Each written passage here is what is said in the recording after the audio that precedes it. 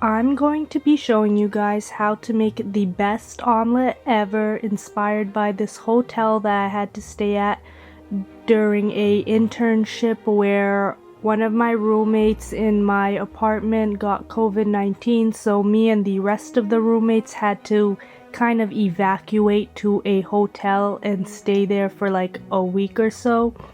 And while it did feel a bit isolating and lonely, what made it kind of worth it and better was the omelets served in the morning. Like, the omelets were so good, and I'm gonna be showing you guys how to make that. To get started, you're gonna make sure to add a pan on the stove with oil and let it preheat. Then you're gonna cut a tomato in half and cut that into 4 cubes. You're gonna do the same to an onion, cut it in half and cut it into 4 cubes. Then you're gonna peel half a carrot and then cut it into slices like me. Then you're gonna add that all to the preheated pan, and you're gonna keep frying it until it caramelizes. And I usually like to add some frozen peas to this, but I ran out of frozen peas, so yeah, I didn't add any, but you can if you have some.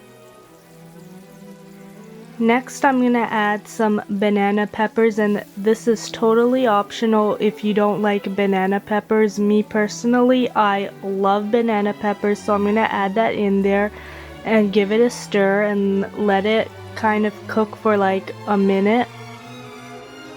Then I'm gonna add some freshly washed spinach and then mix that all up well. Once the spinach has shrunk and it's apparent that it's cooked, you're gonna add a bit of salt, not too much, especially if you added banana peppers, because the banana peppers already have some salt in it, so you don't want to add too much salt if you added banana peppers. And I'm gonna add that into a bowl.